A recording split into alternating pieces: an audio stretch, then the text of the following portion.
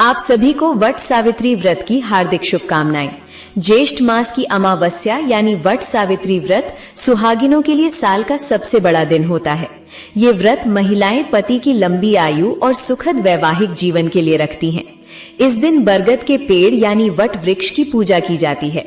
साल 2026 में ये व्रत बेहद खास होने वाला है, क्योंकि इस बार बन रहा है शनि अमावस्या का एक अत्यंत दुर्लभ संयोग।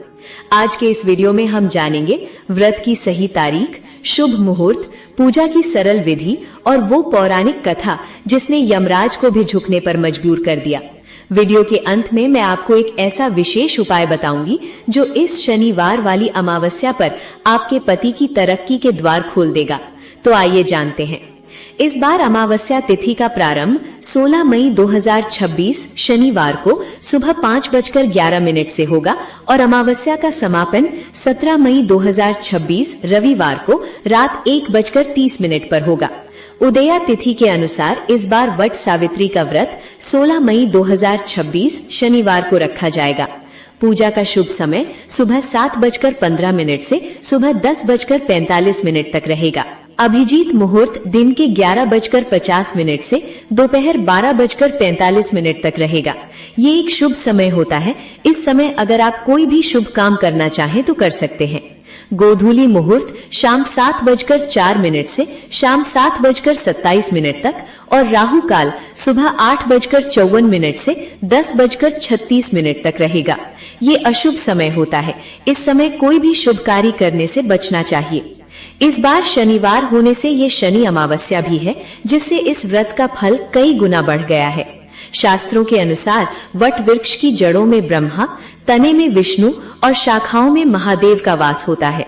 विज्ञान की दृष्टि से भी बरगद सबसे ज्यादा ऑक्सीजन देने वाला और दीर्घायु पेड़ है। जैसे ये पेड़ सदियों तक अडिग रहता है, वैसे ही सुहागिनें अपने सुहाग की लंबी आयु के लिए इसकी पूजा करती हैं।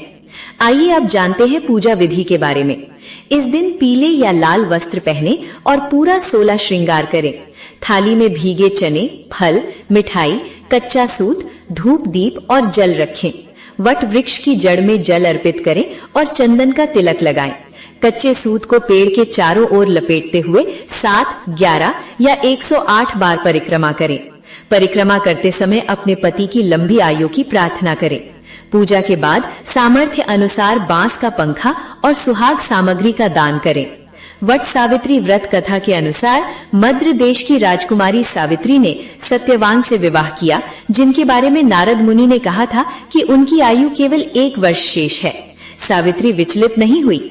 जब मृत्यु का समय आया तो यमराज सत्यवान के प्राण लेकर जाने लगे। सावित्री भी उनके पीछे पीछे चलने लगी। यमराज ने उन्हें वापस जाने को कहा, लेकिन सावित्री के धर्म और तर्कों से प्रसन्न होकर यमराज ने उन्हें 3 वरदान मांगने को कहा। सावित्री ने बड़ी चतुराई से अपने ससुर की आंखों की रोशनी, खोया हुआ राज्य और अंत में 100 पुत्रों की माता होने का वरदान मांग लिया। यमराज ने तथास्तु कह दिया और उन्हें सत्यवान के प्राण लौटाने पड़े, क्योंकि सावित्री का सतीत्व और वरदान दोनों की रक्षा करनी थी। ये सब एक वट वृक्ष के नीचे हुआ, इसलिए आज भी हम उस विश्वास की पूजा करते हैं। इस दिन अपनी सास या घर की बुजुर्ग महिलाओं को सुहाग का सामान देकर उनका आशीर्वाद लें। इस दिन सफेद वस्त्र न पहने, वट वृक्ष की टहनियों को न तोड़ें, मन में किसी के प्रति द्वेष न लाएं, क्योंकि ये सत्य और संकल्प का व्रत है। और दोस्तों, चूंकि इस बार शनिवार के दिन अमावस्या आ रही है, इसलिए पूजा के बाद एक दीपक पीपल के पेड़ के नीचे भी जलाएं। इससे पितृ दोष शांत होगा और पति के काम में आ रही बाधाएं दूर होंगी। तो दोस्तों, उम्मीद है जानकारी आपको बेहद अच्छी लगी होगी। वीडियो को लाइक करें और कमेंट में जय सावित्री माता जरूर लिखें और इस वीडियो को अपनी परिवार के साथ जरूर शेयर करें। धन्यवाद। चैनल को सब्सक्राइब करना ना भूलें।